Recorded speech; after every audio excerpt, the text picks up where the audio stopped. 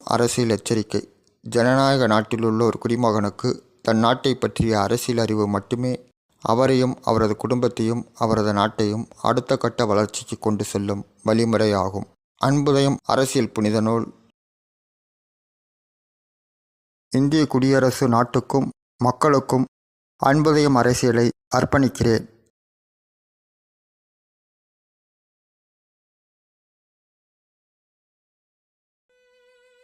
மரியாதைக்குரிய தினமலர் ஆசிரியர் doctor R. Krishnamurthy அவர்களுக்கு அன்புடையீர் வணக்கம்.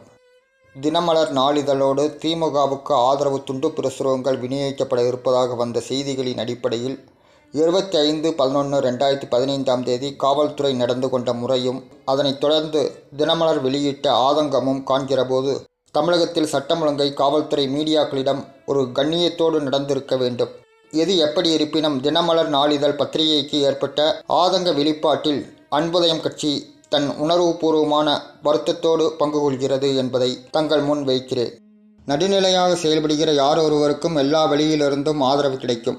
எது எப்படி இருந்தாலும் அரசியல் கட்சிகள் நிலையில் சமுதாய பங்களிப்பில் அன்புதயம் கட்சி இருந்து வருகிற போது பத்திரிகையாளர்கள் மீடியாக்கள் வரிசையில் யார் இருந்தாலும் ஆதரவு குரல் கொடுப்பதும் தார்மீக ரீதியில் ஜனநாயக ரீதியில் ஆதரவு அளிப்பதுமான கடமையில் அன்புதயம் கட்சி தன் கடமையை சரியாக செய்து வந்திருக்கிறது.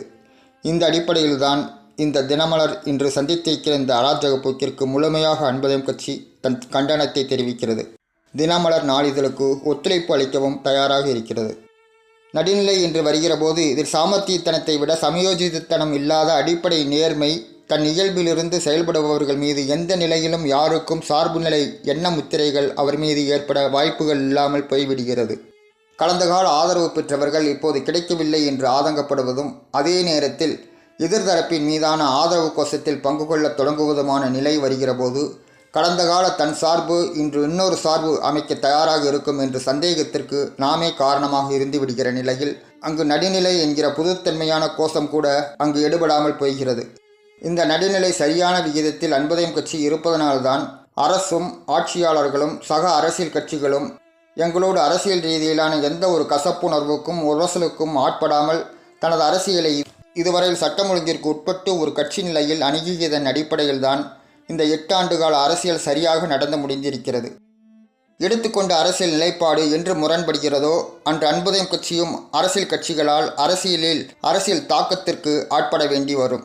கொள்கையில் முரண்பட்டு அரசியல் நடத்துகிற நிலையிலேயே அன்புதயம் கட்சி சிதைந்து போய்விடும் என்று தனது அரசியல் கொள்கை வகுத்து ஆணித்தரமாக தனது பதிவை எழுத்துப்பூர்வமாக அன்புதயம் அரசியல் புனித நூலில் வெளியிட்டிருக்கிறது. இதே அடிப்படையில் தான் செயல்பட வேண்டும் என்று அன்புதயம் கட்சி கொள்கையில் உறுதிப்பாட்டை கடைபிடிக்கிற நிலையில் அன்புதயம் கட்சி தன் அடையாளத்தை பரிமளிக்கச் செய்வதும் கொள்கையில் முரண்பாட்டை கடைபிடிக்கிற நிலையில் சிதைந்து போவதுமாக இரு நிலைப்பாட்டுக்கும் பொறுப்பேற்கிற நிறுவனர் தலைவர் நிலையில் இந்த உறுதியை கடைபிடிக்க வேண்டும் என்று அன்புதயம் கட்சி செயல்பட்டு கொண்டு வருகிறது. இந்த விதத்தில் இதை வழிநடத்த வேண்டியது கொண்டு செல்ல வேண்டிய கடமையில் மீடியாக்களின் புறக்கணிப்பாலும் வேறு எந்தவித அரசியல் சூழ்நிலை சரியாக அமையவில்லை என்றாலும் கூட கொள்கை நிலைப்பாட்டில் தவறிவிடக்கூடாது என்பதில் உறுதியாக இருக்கிறது. அன்புதயம் அரசியல் தன் சாமர்த்தியத்தன அரசியல் நடத்தி வெற்றி பெற வேண்டும் என்று துளியளவும் எண்ணமில்லை. அதனால் வெற்றி அடையாள முத்திரை பதிக்க இயலாவிட்டாலும் அரசியல் அடையாளம் எந்த காலத்திலும் தொலைந்து போகாது என்ற அடிப்படையில் செயல்பட்டு கொண்டிருக்கிறது. இந்த அரசியல் நேர்மைதான் அன்புதயம் கட்சி தன் இலக்கை எட்டுவதற்கு காரணமாக இருக்கப் போகிறது என்ற நம்பிக்கையில் தலைவர் நிலையில் கட்சியை நடத்தி கொண்டிருக்கிறேன். அன்புதயம் கட்சியின் மீது துளியளவு அவநம்பிக்கை வந்தாலும் உரசல்களும் கண்ணியமின்மையும் சந்திக்க வேண்டிய அவல நிலைக்கு தலைவர் நிலையில் நான் சந்திக்க தயாராக இருக்க வேண்டும். அதுபோன்றதொரு துர்பாகிய நிலைக்கு போகாத அளவிற்கு தற்காத்து கொள்ள முயற்சிக்கு போராட வேண்டியது இருக்கும் என்று தெரிந்தும் அன்புதயம் கட்சி அரசியல் நடத்தி கொண்டிருக்கிறது. நேர்மையான நடுநிலைமை நமக்கு எந்த காலத்திலும் நமக்கு பாதுகாப்பை அளிக்கும், நம் தற்காப்புக்கு உதவிடும் என்பதில் அன்புதயம் கட்சி உறுதியாக இருக்கிறது. அன்புதயம் கட்சி தன் அரசியல் நிலைப்பாட்டில் உறுதியாக உள்ளது. எந்த அரசியல் கட்சிகளுடனும் கூட்டணி இல்லாது தனித்து போட்டி என்பதை கொள்கையாக கொண்டுள்ளது. மீடியாக்கள் புறக்கணிக்கிறது என்பதற்காக தன் கொள்கையிலிருந்து மாறுபடாது. ஏதாவது ஒரு பிரதான கட்சிகளுடன் கூட்டணி என்றால்தான் ஆதரவு தருவோம் என்று கூறுகிற எந்த ஒரு மீடியாக்களின் ஆதரவும் அன்புதயம் கட்சிக்கு தேவையில்லை. அதனால்தான் நடுநிலை தேசிய நாளிதழ் என்று கூறிக்கொண்டிருக்கிற தினமலர் நாளிதழிடம் மனம் விட்டு உணர்வுகளை பகிர்ந்து கொண்டிருக்கிறது. இது ஒரு தனிப்பட்ட ஒரு நாளிதழ் மீது தொடுக்கப்படுகின்ற விமர்சன தாக்குதல்களாக அன்புதயம் கட்சி கருதவில்லை. ஒரு சீரிய நெறிமுறை மிக்க மாமனிதரின் வழித்தோன்றல்களாக உருவாகி நடைமுறையில் செயல்பாட்டில் எல்லளவும் தவறு நேர்ந்துவிடக்கூடாது என்ற அடிப்படையில் ஒரு நாளிதழை மிகச்சிறந்த படைப்பாற்றல் மிக்க நிறுவனமாக மாற்றி செய்திகளை தந்து கொண்டு சிறந்து விளங்கும் ஒரு நாளிதழையோ அதன் ஆசிரியரும் வெளியீட்டாளராகவும் விளங்கி இதழை நடத்தி கொண்டிருக்கிற தங்களையோ தரம் தாழ்த்திவிடக்கூடிய செயல்பாடுகளையோ என் முன்வைப்பு அமைந்துவிடக்கூடாது என்பதில் மிக கவனமாக இருக்கிறேன். அப்படி ஓரிரு வரிகள் அப்படியே அமைந்திருந்தாலும் கூட அதனை ஒரு ஆசிரியர் மீது தொடுக்கப்பட்ட கண்டன கணைகளாக கருத வேண்டாம் என்றும், உலகம் முழுவதும் பரவியிருக்கிற ஒரு மீடியாவில் ஒரு செய்தி எந்தெந்த பரிணாமம் அமைகிறது என்பது ஒருபுறம் இருக்க, ஒரு செய்தி எப்படி இமியளவும் கசியாமல் வெளிவராமல் மூடி மறைக்கப்பட்டு வருகிறது என்பதும் ஒரு சேர அமைந்திருக்கிறது என்ற அடிப்படையில் அன்பதையும் பகிர்ந்து கொள்ளும் உணர்வுகளாக எடுத்துக்கொள்ள வேண்டும் என்பது மட்டும்தான் இந்த முன்வைப்பின் நோக்கம் என்பதையும் தெரிவித்துக் கொள்கிறேன். அன்புதயம் மேற்கொண்ட அரசியல் பயணம் ஆரம்பம் முதற்கொண்டு மீடியாக்கள் எப்படி செய்தி வெளியிடாமல் மூடி மறைத்து இருட்டடிப்பு செய்து கொண்டிருக்கிறீர்களோ இதேபோன்று அதிகாரிகள் மட்டத்திலும் நடந்தேறுவதும் கண்ட பிறகு மக்கள் சந்திப்பில்தான் இதற்கு ஒரு தீர்வு கண்டாக வேண்டும் என்ற முடிவு செய்தது அன்புதயம் கட்சி. எங்கள் அன்புதயம் பயணம் 9/9/2015 கன்னியாகுமரியில் தொடங்கியது. நாளடைவில் எங்கள் திட்ட அறிக்கையை தெரிந்து கொண்ட அரசியல் கட்சியான திமுக நாங்கள் தொடங்கிய அரசியல் பயணம் மக்கள் சந்திப்பு தெரிந்து கொண்டு 9/9/2015 முதல் கன்னியாகுமரியில் தொடங்கிய நாங்கள் சிவகங்கை நெருங்கும் போது 20/9/2015 நமக்கு நாமே என்ற பெயரை சூட்டிக்கொண்டு திமுக அதன் அரசியல் பயணம் தொடங்குவதாக எங்கள் பயணத்தின் போது நாங்கள் அறிந்தோம். நாங்கள் சென்ற அதே பகுதிகளில் எல்லாம் அந்த கட்சியினர் தம் சுவடுகளை பின்னாளில் பதித்தனர். திமுகவின் மக்கள் சந்திப்பு என்பது அரசியலில் அந்நியப்பட்டதாக மீடியாக்களுக்கு தெரியவில்லையா? முழுக்க முழுக்க சட்டவிரோத போக்கு, நிர்வாக சீரழிவு, லஞ்சம், ஊழல், அதிகார துஷ்பிரயோகம் என்று சட்டம் ஒழுங்கு சீரழிவுக்கு காரணமாக இருந்து வருகிற ஒரு கட்சியின் அடையாளமாக ஒருவர் வந்து நடத்திய கண்காட்சிகளை தினமும் வெளியிட்டு தங்கள் தினமலர் நாளிதழுக்கு பெருமை சேர்த்து கொண்டதாக எண்ணுகிறீர்களா? மறுபடியும் தமிழகத்தை குட்டிச்சவராக்க மறுபடியும் புறப்பட்டு வருகிறார்கள் என்றால், ஆளை மாற்றிக்கொண்டு வருகிறார்கள் என்றால் தமிழகத்தின் நிலை பற்றி என்னவே அன்புதயம் கட்சிக்கு அச்சமாக இருக்கிறது. எப்படி இருந்தாலும் எந்த ஒரு அரசியல் இடர்பாடுகளையும் சந்திக்க அன்புதயம் கட்சி ஜனநாயக ரீதியில் தயாராகிவிட்டது. கண்ணால் பார்க்கும் சாட்சியாக மீடியாக்களாகிய நீங்கள் இருக்கப் போகிறீர்கள் என்பதும் தான் நிலையாக இருக்கப் போகிறது. திமுக அதிமுக ஆட்சி அமைக்க மீடியாக்கள் மாறி மாறி துணை போய் கொண்டு அராஜகத்திற்கு துணை போய் கொண்டிருக்கிறீர்கள். அன்புதயம் கட்சி தனக்குரிய அரசியல் சுயமருத்துவத்தை கண்டுபிடித்து ஜனநாயகத்தில் கொண்டு வந்து விட முனைந்து கொண்டிருக்கிறது. ஆனால் எதிர்ப்பு சக்தியாக, தடுப்பு சக்தியாக, ஆரோக்கியத்தை வலுப்படுத்தும் சக்தியாக அன்புதயம் கட்சி இருக்கிற போது பருவகால நோய் கிருமிகளும், வைரஸ்களும், பாக்டீரியாக்களும், ஒட்டுண்ணிகளும் அந்த எதிர்ப்பு சக்தியை விழுங்கி தன் வழக்கமான சுயரூபத்தை காட்டி எதிர்ப்பு சக்திக்கு எதிரான நடவடிக்கைகளை அவைகள் வாழ்வதற்காக எடுத்துக்கொண்டு வருகிறது. இயற்கை நீதி தனது காலம் கடந்த நீதியை வழங்கிவிடாது. இந்த இயற்கை நீதிதான் ஒவ்வொரு ஜீவராசியையும் வாழ வைத்து கொண்டிருக்கிறது. தொல்பொருள் அகழ்வாராய்ச்சியில் ஈடுபட்டு வெற்றியடைந்திருக்கும் தாங்கள் அரசியல் ஆய்வு செய்ய வேண்டும் என்று அன்புதயம் கட்சி விரும்புகிறது. பணமதிப்பிலான பொருளாதாரத்தில் மனிதனின் பொருளாதார ஆதாரத்தின் நாணயம் அவனது ஆரம்பகால சமுதாய வாழ்க்கையிலிருந்து ஒவ்வொரு ஆட்சியிலும் கண்டெடுத்த நாணயங்கள் குறித்து தொல்லியல் ஆய்வுகளை மேற்கொள்கிற தாங்கள் மனிதனின் அரசியல் நாணயம் ஒவ்வொரு காலகட்டத்திலும் எப்படி அமைந்திருக்கிறது என்பது குறித்து ஒரு ஆய்வினை தாங்கள் மேற்கொண்டிருக்கும் தொல்லியல் ஆய்வுக்கு ஓய்வளித்து இப்பணியை தொடங்க வேண்டும் என்று எதிர்பார்க்கிறேன். நிகழ்கால அரசியலில் நாணயத்தோடு செயல்படுகிற அன்புதயம் அரசியல் மீடியாக்களில் வெளிப்பட்டு விடுமா என்றுதான் அன்புதயம் கட்சி காத்திருக்கிறது. சக காலத்தில் அன்புதயம் அரசியலை நீங்கள் ஆய்வுக்கு எடுத்துக்கொண்டு 7/3/2014 தங்கள் தினமலருக்கு அனுப்பி வைக்கப்பட்ட அன்புதயம் அரசியல் புனித நூல் புத்தகத்தை ஆதார கோடாக வைத்துக்கொண்டு இந்த ஆய்வினை மேற்கொள்ள வேண்டும் என்று அன்புதயம் கட்சி எதிர்பார்க்கிறது. அனைத்து தரப்போடும் சுமூக நிலையில் அன்புதயம் கட்சி நெருங்கி வருகிற நிலையிலும் ஒருவித தனிமைப்படுத்துதலில் அன்புதயத்தை ஆட்படுத்திவிட முனைகிற மீடியாக்களாகிய நீங்கள் ஆசிரியர் நிலையில் இந்த சமுதாயத்திலிருந்து தனிமைப்பட்டு போய்விட்டீர்கள் என்று கருதுகிற அளவில்தான் உங்களை போன்றோரின் நடவடிக்கைகள், அணுகுமுறைகள் அமைந்திருக்கிறது. சமுதாயத்தோடு ஐக்கியப்பட வேண்டும் மீடியாக்கள் என்கிற அளவில் இந்த அணுகுமுறை அமைந்திருக்கிறது. தனிநபர் நிலை மேம்பாடு சிந்தனைகள்தான் சமுதாயத்தை மேம்பாடு அடையச் செய்யும். தினமலர் நாளிதழின் ஆதங்க உணர்வுகளை அன்புதயம் வெளிப்படுத்தும் இந்த பகிர்மானம் ஆறுதலாக அமைய வேண்டும், அமையும். அரசியலில் திமுக செய்திகளை நமது நிருபர், சிறப்பு நிருபர் குழு என்று வெளியிடாது செய்தியாகவே அமைகிற விதத்தில் தினமலர் நாளிதழ் கடந்த சில மாதங்களாக திமுக ஆட்சியின் போது வெளியிட்டு வந்த அதே நடைமுறையை இப்போது திடீரென கடைபிடிக்க தொடங்கிய போது நடுநிலையாளர்கள் தினமலர் ஸ்டாலினுக்குத்தான் செய்தி வெளியிட்டு கொண்டிருக்கிறது என்கிற அபிப்பிராயம் ஏற்பட்டுவிட்டது. இதற்கு காரணகர்த்தாவாக இருந்தது தினமலர் ஆசிரியராகிய நீங்கள்தான் என்பதை ஒத்துக்கொண்டே ஆக வேண்டும். நீங்களே கடந்த மாதங்களில் இதே காலகட்டத்தில் இதற்கு முன்பாக பாஜகவுக்கு சில மாதங்கள் இதே நடைமுறையை கடைபிடித்தீர்கள். அடுத்து அன்புமணி ராமதாஸ் என்று பாமக கட்சிவுக்கு நேரம் ஒதுக்கினீர்கள். தமாகவுக்கு அறிக்கை தயார் செய்து கொடுக்கும் பணியை அலுவலகத்தில் இருந்து கொண்டே நிருபர்களை வைத்துக்கொண்டு செயல்பட்டு கொண்டிருக்கிறீர்கள். டிமாண்ட் கட்சி என்று தனக்கு பெயர் சுட்டி கொண்டு அரசியல் நடத்தி கொண்டிருக்கிற தேமுதிகவுக்கும் அனைத்து கட்சிகளுக்கும் கூட்டணிக்கு வாய்ப்பு என்ற பெயரில் செய்திகளை வழங்கி கொண்டிருக்கிறீர்கள். திமுகவின் குடும்ப அரசியலுக்கு என்று அவ்வப்போது குடும்ப உறுப்பினர்கள் செய்திகளை பல்வேறு வடிவங்களில் குத்தகைக்கு எடுத்துக்கொண்டு உள்ளீர்கள். இடையில் அனைத்து பிரதான கட்சிகளுடன் கூட்டணி இருந்த கட்சிகளில் கம்யூனிஸ்ட் ஒருங்கிணைப்பான மக்கள் நல கூட்டணிக்கும் வழிவிட்டீர்கள். எப்போது அதிமுகவை முன்னிலைப்படுத்த வாய்ப்பு கிடைக்கும் என்று உள்மனதுக்குள் காத்து கொண்டிருப்பீர்கள். இப்படியெல்லாம் இருந்துவிட்டால் நடுநிலைமை ஆகிவிடுமா என்பதுதான் அன்புதயம் கட்சி கேள்வியாக இருக்கிறது. இதையெல்லாம் பார்த்து கொண்டுதான் அன்புதயம் கட்சி அரசியல் நடத்தி கொண்டிருக்கிறது. எந்த கட்சியுடனும் கூட்டணி இல்லை, தனித்து போட்டி என்று புறப்பட்டு கொள்கையில் உறுதிப்பாடு கொண்டுள்ள அன்புதயம் கட்சிக்கு அரசியலில் என்ன வேலை என்று எண்ணுகிறீர்களா? இடைப்பட்ட காலத்தில் மக்கள் நல கூட்டணிக்கு வழிவிட்டு ஸ்டாலின் அவர்களை சில மாதங்கள் அரசியலில் நிறுத்தி வைக்கும்படி கூறி மக்கள் நீதி கேட்கும் போராட்டத்தை 2-3 முறை நடத்திவிட்டு இவர்கள் நிழல் அரசியலை நிஜ அரசியலாக பிரதிபலித்து கொண்டிருக்கிறீர்கள். திமுக, அதிமுக, பாஜக, காங்கிரஸ் அல்லாத ஒரு கட்சி, தனித்து நிற்கும் கட்சி நமது நாட்டிற்கு தமிழகத்திற்கு தேவை என்ற அடிப்படையில் உருவாகி போராடி கொண்டிருக்கும் அன்புதயம் கட்சியை தொடர்ந்து புறக்கணித்து வருகிறீர்கள் என்பதுதான் நிலை. இதனை ஆசிரியர் சுய பரிசோதனை செய்து பார்க்க வேண்டும். சககால நிகழ் அரசியலில் முரண்பாடான உடன்பாடற்ற போக்கு ஒரு கட்சி நிலையில் அன்புதயம் கட்சிக்கு ஏற்பட்டிருக்கிறது. இதனை மக்கள் ஏற்றுக்கொள்கிற, நிராகரிக்கிற, மக்கள் ஆதரவு அல்லது எதிர்ப்பு என்று எதையும் எதிர்நோக்க அரசியலில் அன்புதயம் கட்சி தயாராக இருக்கிறது. சக போட்டியாளர்களை தமிழக அரசியலில் சந்திக்க தயாராக இருக்கிறது.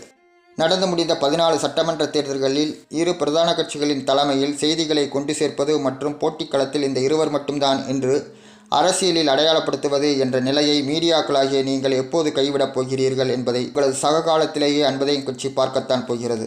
தேர்தலில் போட்டியிடுகிற மற்ற வேட்பாளர்களை உட்பட என்று குறிப்பிட்டுவிட்டு அடையாளப்படுத்தாமல் விடுவதை எப்போது கைவிடப் போகிறீர்களோ அப்போதுதான் நீங்கள் அரசியலில் ஜனநாயக கடமையோடு பணியாற்றியதாக கருத முடியும். இதுவரையில் நீங்கள் அடையாளம் காட்டிய கூட்டங்கள் எல்லாம் வழக்கமாக இரு பிரதான கட்சிகளுடன் சேர்ந்து கொள்கின்றனர். எங்களிடம் வரும்போது மட்டும் உங்களது நிலைப்பாட்டில் உறுதியாக இருக்கிறீர்களா என்று கேட்டுக்கொண்டு மற்றவர்கள் மீது எழுப்ப வேண்டிய சந்தேகத்தை எல்லாம் எங்களிடம் கேள்விகளாக கேட்டுக்கொண்டு எங்களின் உறுதித்தன்மையை பரிசீலித்து கொண்டிருக்கிறீர்கள். இதுவரையில் 3வது நிலைப்பாடு கொள்கை அணி என்று வந்து இதுவரையில் உங்களால் அடையாளம் காட்டப்பட்டு அவர்கள் அந்த இரு பிரதான கட்சிகளில் சேர்ந்ததாக அவர்களுக்கு அரசியலில் உறுதுணையாக இருந்ததற்காக மீடியாக்களாகிய நீங்கள் தவறு செய்துவிட்டோம் என்று உங்கள் பத்திரிகை தொழிலை விட்டு சிறிது காலம் ஓய்வெடுத்திருக்கிறீர்களா?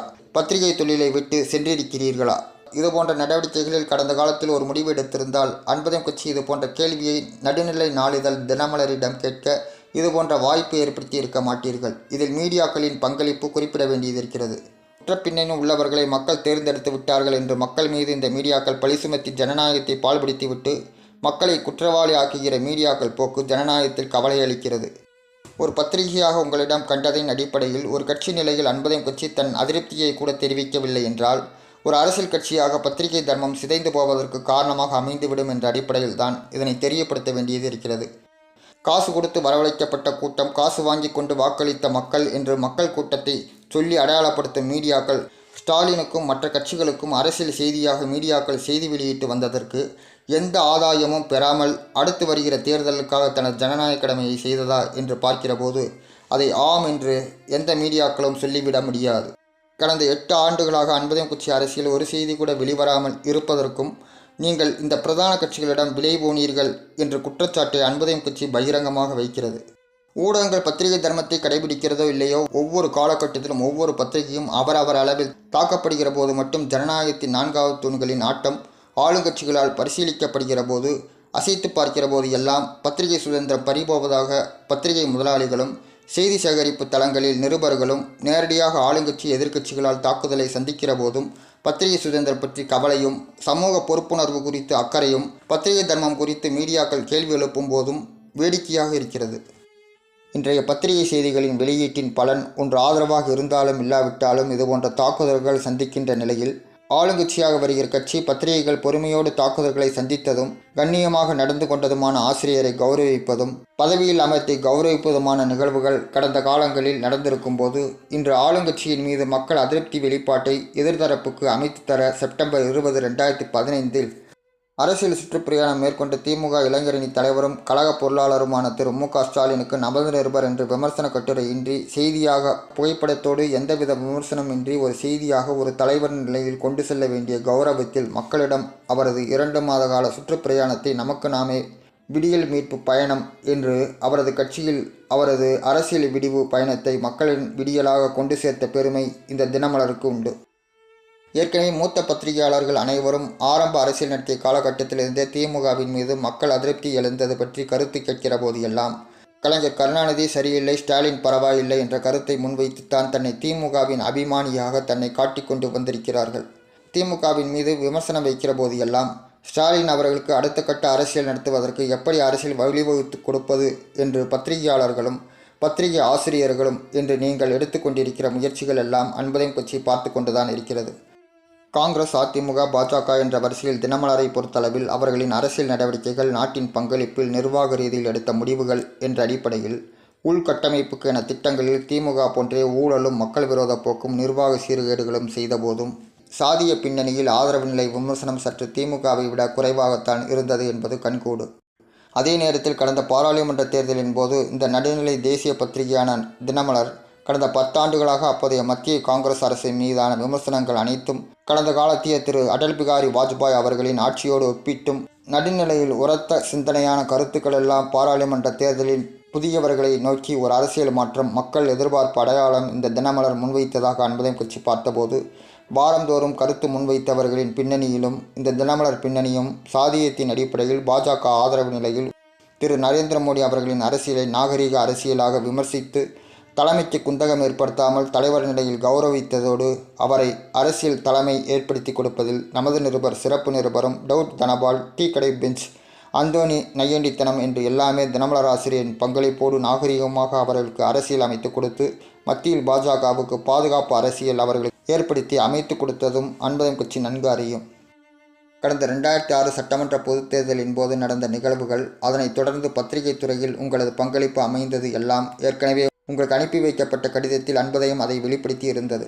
தமிழகத்தில் சட்டம் ஒழுங்கு சீர்கேடு ஆளுங்கட்சிகளால் பரிசோதிக்கப்பட்ட போதும் அசைத்து பார்க்கப்பட்ட போதும் மத்திய அரசு 1976 நெருக்கடி நிலை இந்தியா முழுவதும் பிரகடனப்படுத்திய நிலையிலும் தமிழகத்தில் தொடக்கத்தில் நெருக்கடி நிலைக்கு உட்படாத திமுக அரசியல் ரீதியிலான கூட்டணி காங்கிரஸோடு கூட்டு வைத்து கொண்டே மாநில சுயாட்சி முன்வைத்து கொண்டிருந்த திமுக இந்த நேரத்தில் காங்கிரஸ் கட்சியை அரசியல் ரீதியிலாக பரிசோதிக்க பார்த்து அசைத்து பார்த்து மத்திய அரசுக்கு எதிராக திமுக சீரணியில் நடத்திய கூட்டம் மத்திய அரசுக்கு விரோதமாக பேசியதோடு மட்டுமல்லாமல் காங்கிரஸ் கட்சி கூட்டணியில் இருந்து கொண்டே அவர்களின் பலத்தை ஒரு மாநில கட்சியாக அசைத்து பார்த்து தன் பலத்தை காட்ட எண்ணிய போது நாட்டின் பாதுகாப்பு, சட்டம் ஒழுங்கு, நாட்டில் அமைதியை நிலைநிறுத்த வேண்டிய முக்கியத்துவத்தில் தமிழகத்திலும் நெருக்கடி நிலையை அந்த நேரத்தில் மத்திய அரசு கொண்டு வந்தது. அப்போது திமுக ஆளுங்கட்சி நிலையில் தமிழக முதல்வரின் மகன் ஸ்டாலின் நடத்திய அராஜக நடவடிக்கைகளுக்கு அந்த சந்தர்ப்பத்தில் காவல்துறை நடவடிக்கை எடுத்தபோது, அதற்கு முன்பு திமுக ஆட்சியால் சட்டம் ஒழுங்கு மீறலால் ஏற்பட்ட மாணவர்கள் மீதான தாக்குதல், அதன் அடிப்படையில் வந்த செய்திகள், அதனைத் தொடர்ந்து நெருக்கடிக்கு முன்பு கூட துக்ளக் பத்திரிகை ஆட்சியாளர்கள் நிலையை அன்று பத்திரிகை முன்வைத்து வெளியிட்ட போது அதன் பிரதிகளை விற்பனை கடைகளிலிருந்து பொதுமக்களிடமிருந்து செய்தி கொண்டு சேர்ப்பதற்கு விடாமல் துக்ளக் பத்திரிகைகளை வலுக்கட்டாயமாக திரும்ப பெற்றதும், காவல்துறை அதற்கு உடந்தையாக இருந்ததும், பத்திரிகை கருத்து சுதந்திரத்தை பறித்த செயல்கள் எல்லாம் வரலாறுகள் எல்லாம் இருந்து வருகிறது.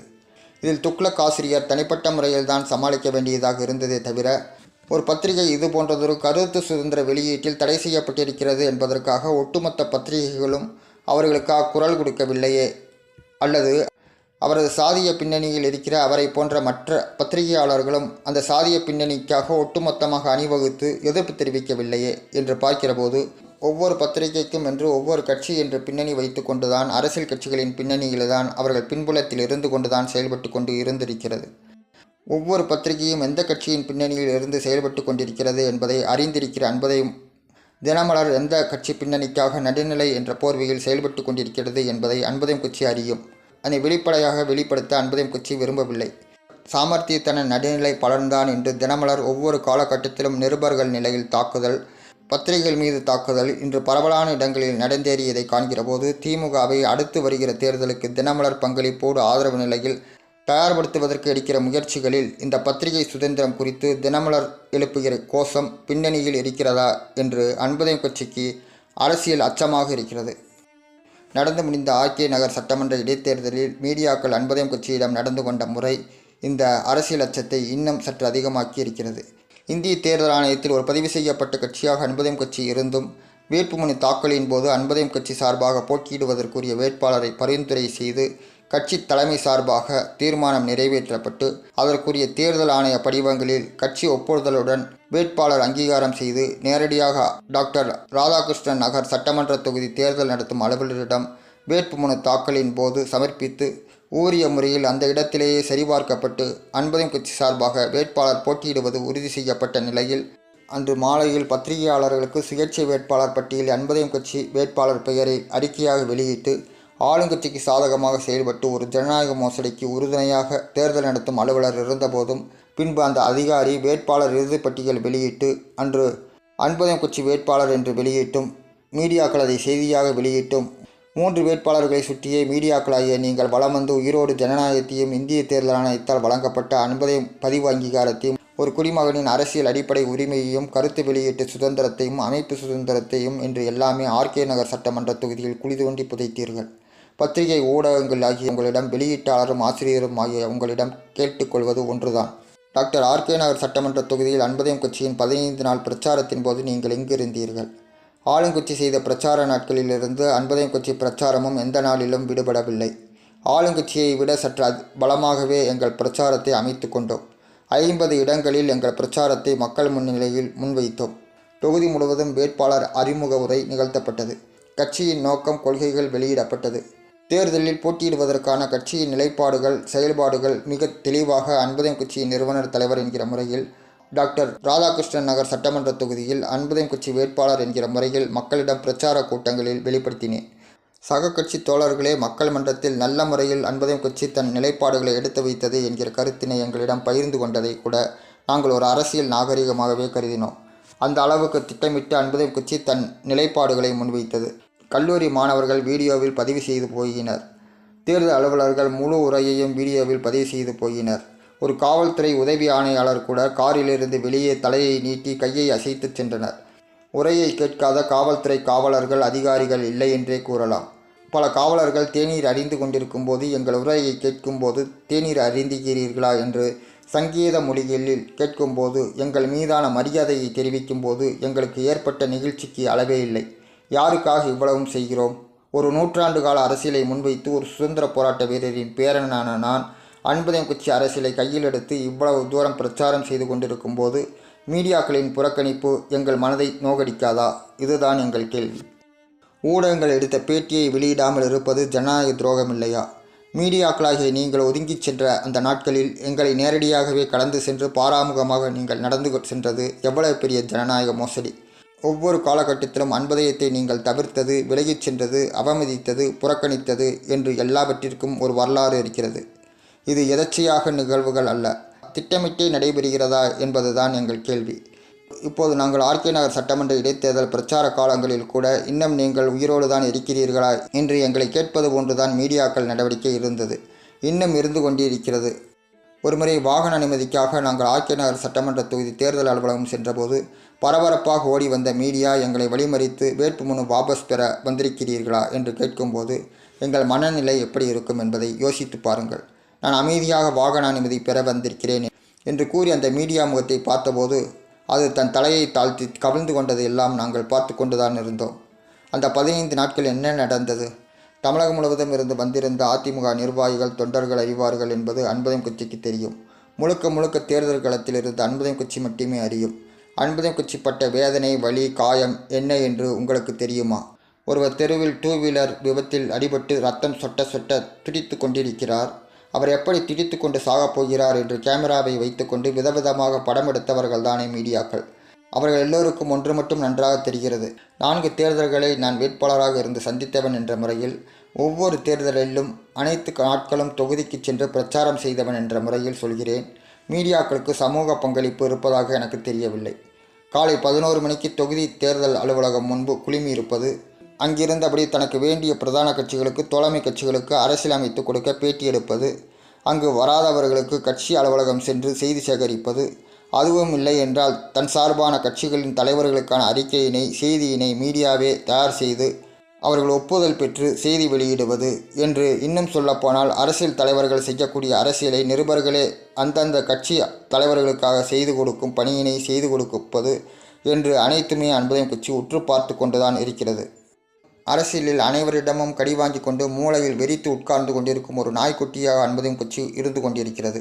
இதனைத்தான், இந்த நாய்க்குட்டியின் நிலையைத்தான் 27/2/2014 வெளியிட்டுள்ள அன்பதயம் கட்சி அரசியல் புனித நூல் புத்தகத்தில் குறிப்பிட்டிருக்கிறது. இந்த நூலின் பிரதிகள் உங்கள் அனைத்து மீடியாக்களுக்கும் 7/3/2014 மற்றும் 9/3/2014 அனுப்பி வைக்கப்பட்டிருக்கிறது. இத்துடன் இல்லாமல் மேன்மிதங்கிய பாரதத்தின் முதல் குடிமகனாக திரு பிரணாப் முகர்ஜி அவர்களுக்கு அனுப்பி வைக்கப்பட்டிருக்கிறது. மேலும் தமிழகத்தில் ஸ்டார் அந்தஸ்து என்று சினிமா துறையில் கருதப்படக்கூடிய உங்கள் மீடியாக்களால் கணிக்கப்பட்டிருப்பவர்களுக்கும் புத்தகத்தின் பிரதிகள் அனுப்பப்பட்டிருக்கிறது. மேலும் முக்கிய புள்ளிகள் பலருக்கும் அனுப்பி வைக்கப்பட்டிருக்கிறது. இப்படி ஒரு வரலாற்றினை அன்பதயம் கட்சி உருவாக்கி கொண்டுதான் தன் அரசியல் களத்தில் இறங்கியது. இன்று வரை அன்பதயம் கட்சி மீடியாக்களால் மீள முடியாமல் தவித்து கொண்டிருக்கிறது என்பதுதான் நிலை. எங்கள் நிலையை நான் வேட்பாளராக போட்டியிட்ட தொகுதிகளில் மக்கள் எல்லாம் நன்கு அறிவார்கள் என்பதுதான் அன்பதயம் கட்சி பலமாக இருக்கிறது. மீடியாக்களிடம் ஒன்று மட்டும் கேட்கிறேன். ஆர்கே நகர் சட்டமன்ற தொகுதியில் வேட்புமனு தாக்கல் அன்று அன்பதயம் கட்சி வேட்பாளரை சுயேட்சை வேட்பாளர் என்று ஒரு தவறான செய்தியை தேர்தல் நடத்தும் அலுவலரால் வெளியிடப்படுகிறது. அதை வேட்புமனு பரிசீலனைக்கு பிறகு அந்த தொகுதியில் போட்டியிடுகிற வேட்பாளர் பட்டியலில் அன்பதயம் கட்சி போட்டியிடுகிற விவரம் மீடியாக்களுக்கு தெரிய வருகிறது. அப்போது மீடியாக்களிலிருந்து எவராவது ஒருவர், என்ன இது செய்தி முன்னுக்கு பின் முரணாக இருக்கிறது, ஒரு கட்சியை அன்பதயம் கட்சியை இப்போது அடையாளம் காட்டுகிறீர்கள், வேட்புமனு தாக்கலின் போது இவர்களும் இருந்தார்கள் தானே, அப்போது ஏன் சுயேட்சையாக அன்பதயம் கட்சியை இருட்டடிப்பு செய்தீர்கள், வேட்புமனு தாக்கலின் போது ஏற்பட்டிருக்கிற அரசியல் பரபரப்பு அன்பதயம் கட்சிக்கு கிடைக்கக்கூடாது என்று தானே திட்டமிட்டு ஆளுங்கட்சி அரசுக்கு ஆதரவாக ஒரு தேர்தல் நடத்தும் அலுவலர் நடந்து கொண்டீர்கள் என்று மீடியாக்களிடம் நீங்கள் ஏன் கேள்வி கேட்கவில்லை? வேட்புமனு தாக்கலுக்கும் வேட்புமனு பரிசீலனைக்கும் இடையில் என்ன நடந்தது? எந்த ஆராய்ச்சியும் புலனாய்வுகளோ எந்த மீடியாவும் செய்யவில்லை. உங்கள் டவுட் தனபால் டீ கடை பெஞ்சுக்கு கூட சந்தேகம் வரவில்லை. இதே செய்தியை ஒவ்வொரு நாளும் பார்க்கிற போது மற்ற ஊடக ஆசிரியர்களுக்கும் இது குறித்து எந்த ஒரு சந்தேகமும் வரவில்லை. பெங்களூரு நீதிமன்றம் ஒரு வழக்கில் ஊழல் நடவடிக்கை மனித உரிமை மீறல் என்று சொன்னபோது கூட அந்த தீர்ப்பின் முழு விவரங்களின் இந்த ஒரு பகுதியை செய்தியாக வெளிவருவதை தவிர்த்து மற்ற பத்திரிகைகளை வெளியிட்ட செய்தியின் தராதரம் அன்பதயம் கட்சிக்கு நன்கு தெரிந்துதான் இருக்கிறது. மற்ற பத்திரிகைகளில் இருந்துதான் அந்த மனித உரிமை மீறல் என்கிற பகுதியை கூட நாங்கள் அறிந்து கொள்ள முடிந்தது. இப்படி இருக்கிற மீடியாவால் அன்பதயம் கட்சிக்கு ஒரு தேர்தல் நடத்தும் அலுவலரால் செய்யப்பட்ட ஜனநாயக படுகொலை எப்படிப்பட்டது என்பதை எப்படி புரிந்து கொள்ள முடியும்? எது எப்படி இருந்தாலும் கண்முன் நடந்த ஒரு அரசியல் ஜனநாயக படுகொலை வெளிச்சத்திற்கு வந்திருக்க வேண்டாமா?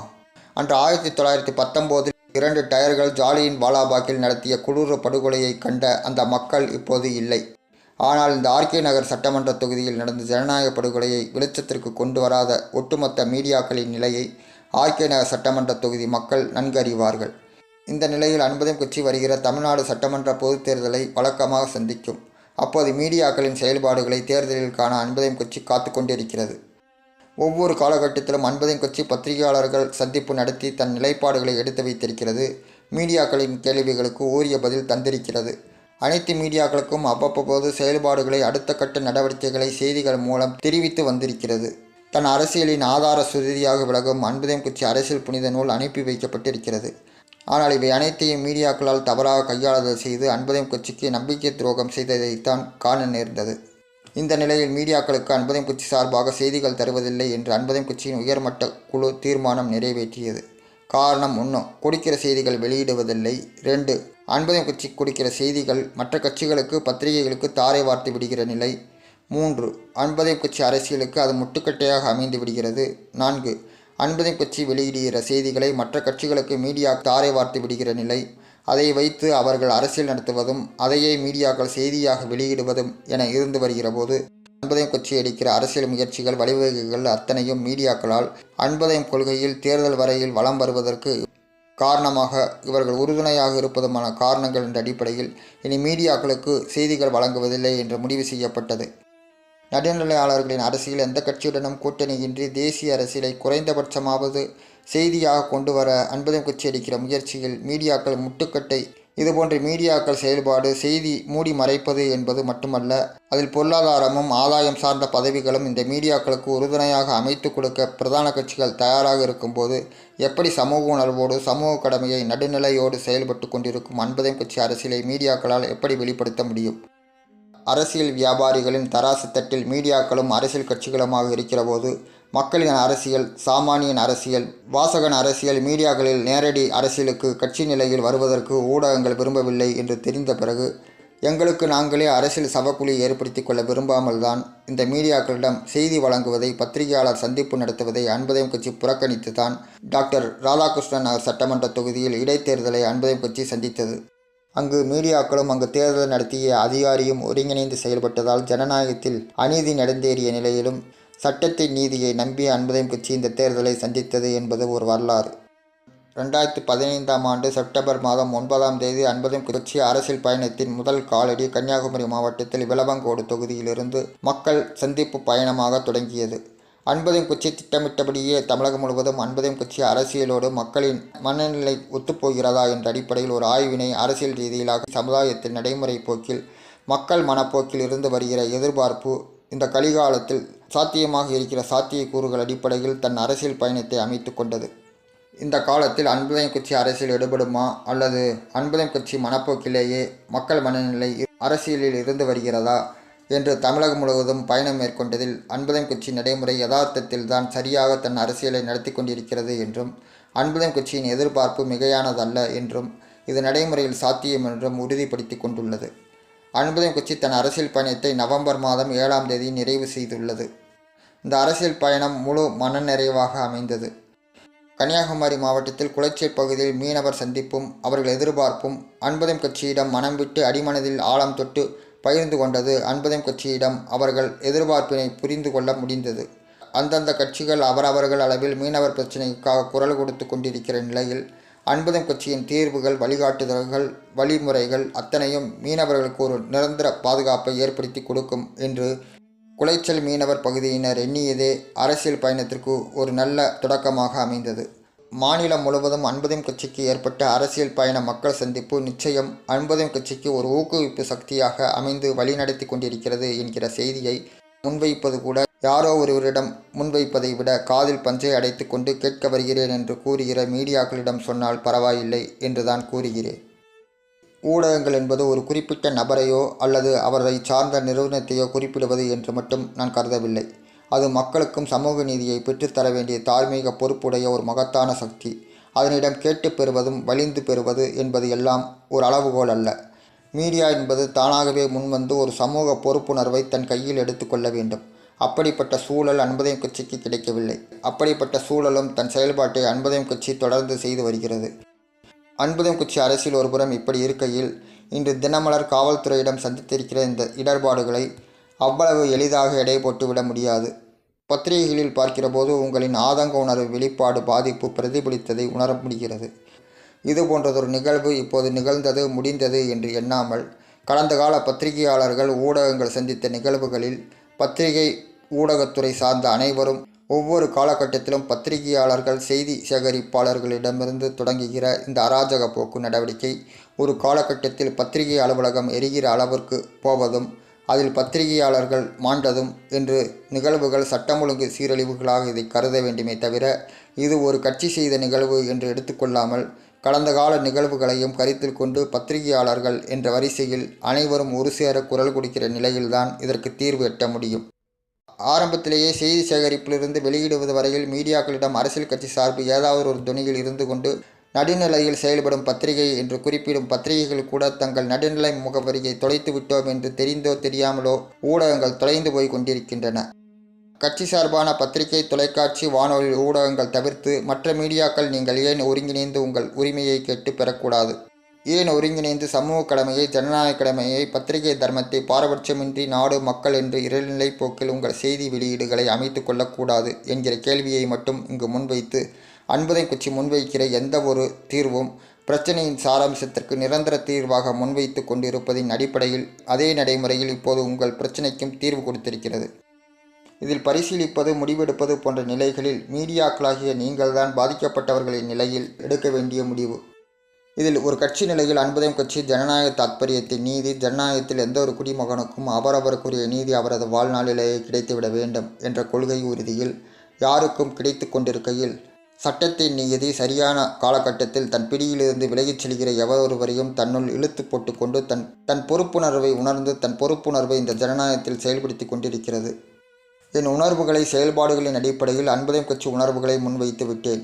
இது தினமலர் ஆதங்க உணர்வுகளுக்கு அன்புதயம் கட்சி பகிர்மான ஆறுதல் என்ற அளவில் தங்களிடம் முன்வைத்து விடைபெறுகிறேன். தங்கள் அன்புள்ள எம். சுபாஷ் பாபு. 28/11/2015.